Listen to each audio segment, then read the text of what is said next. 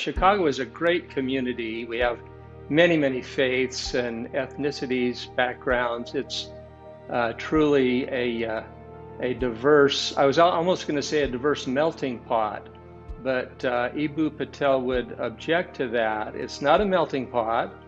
It's a glorious potluck buffet where everybody brings their best dishes to share. And Chicago's amazing in that way. Well, we call it Chicagoland because it doesn't just encompass the city itself, but also the surrounding towns and suburbs. And I think there's about 250,000 Jewish people that live in the Chicagoland area. It's probably possibly the third largest population of Jews in the United States. 400,000 Muslims in the Chicago area. Does that surprise people? Yes, but then I think people are seeing the change in the demographics, so I'm thinking any more it may not surprise people, especially in the greater Chicago area. What is important to you about interfaith work? Why do you want to participate? One of the main reasons we, as the Muslim organizations, got involved was we felt there was a lot of misinformation out there about Islam and Muslims. So we started off basically to dispel a lot of that misinformation, just to get to know each other. And then that grew into many other activities, but that's how we initially got involved. I think in general, most Jews in the area want to be involved with other communities, and I think it comes from our status as a very tiny minority. And possibly the fears that we have based on our own experiences over the millennia, and even, like I said, even in the last few years, that we need allies. And we found solidarity with members of the Latter-day Saints community, and that has kind of created a bond with us. And we found that bond also with the African American community and with the Islamic community as well.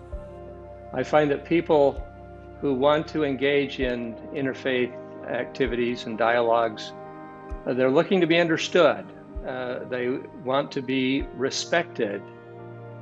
They want to be educated, and they want to make connections. And I have found it very fulfilling to be able to be involved in that kind of work, that kind of service. I'm very much involved in an organization called the Naperville Interfaith Leaders Association, and it's mainly clergy and other leaders of all different faiths, and we meet once a month, and we have a small budget, if you will, that from donations, and we fund various projects and get involved in organizing many of them. I think probably the one that sticks most in my mind was actually one that was very beneficial to the Jewish community. And that was in October of 2018, the massacre at the Tree of Life Synagogue in Pittsburgh, Pennsylvania, when a gunman came in and killed 11 worshipers during a Shabbat worship service, a Saturday morning worship service. It shook the whole Jewish world. And I remember I was sitting in my synagogue that morning in Naperville, and I happened to look out the window of the sanctuary, and I saw a police car drive right up to our building, which was unusual. And what I found out later was that the Naperville police had been monitoring the national news and heard about this shooting, this mass shooting in Pittsburgh, and they just wanted to make sure they could protect our Jewish community. Right after that, I immediately started getting dozens of calls and emails and texts from all the other members of the interfaith community that I had been involved with for so many years, all wanting to know what they could do, how they could help, how they could offer solidarity. And we decided to have a solidarity program at my synagogue. We had 800 people show up at our synagogue for this solidarity program. We had about a dozen leaders of all different faiths, and each gave a message of solidarity to the Jewish community. And we had members of the Sikh community, the Hindu community, the Islamic community, many different Christian denominations, the Catholic community. We had the chief of police of Naperville speak to us. Just physically being there is important to people of especially minority communities. And so a lot of our interfaith work has been of that nature, but having this solidarity definitely helps. Our community has really felt that, and has made us want to return the favor, tenfold. There was another incident I can talk about. It was actually after there was another shooting. This one was in Poway, near San Diego in California. It was in the spring of 2019, I believe, on a Shabbat, a Saturday. And the very next Friday night, we had about 50 members of the Islamic Center of Naperville showed up at our synagogue, and they stood outside as our members were walking in with signs of solidarity, saying that they wanted to make sure we felt safe. And they were there in some sense to protect us. And we invited them into our synagogue, and we gave them prayer space because they had Muslim prayers that they needed to do in the evening, like we have prayers. And so the Jewish people were praying in one part of the building, the Muslim people were praying in a different part of the building, and then we all met together right afterwards. It was a very wonderful evening. One of the great things about the interfaith community, and this is Naperville and Chicago more broadly, is that we have each other's backs. And so when something comes up, we respond collectively. I think of George Floyd, and when all of that unfolded, and the DePage AME Church responded by gathering in a local park to just kind of say, let's come together and mourn what has happened. We shall overcome someday. As we leave in harmony, we'll walk hand in hand. We'll walk hand in hand. And it was inspiring to see the Black leadership on this stage look out at the audience there in the park and see many friends. And as I participate in that, I thought, wow, that's the way it should be. When one of us feels threatened, we all gather and say, no, we're together. You can't treat one of us in this minority and expect the rest of us to stand idly by. The interfaith work that we do is also important at the local level, because that's when you're really impacting people. You're really impacting children, the youth. The first one I would think about is the Hyde Park Refugee Project. And so we have people from synagogues, we have people from Lutheran Social Services, we have Refugee One, people from the mosque, we have representatives from the Baha'i faith community, we have the Unitarian Church here, the University Chapel.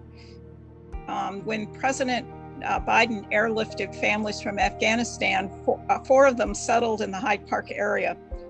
And our Interfaith Council worked with Refugee One to help these families resettle. And some congregations took care of the apartments. Our congregation has donated space for ESL classes and for a summer program for youth, and other volunteers that are maybe not even part of a denomination but have passed our background check actually visit the homes and tutor one-on-one. That's been extremely rewarding, and the Interfaith Council has been doing this since about 2016, when the Syrian refugees first arrived. A bunch of families came.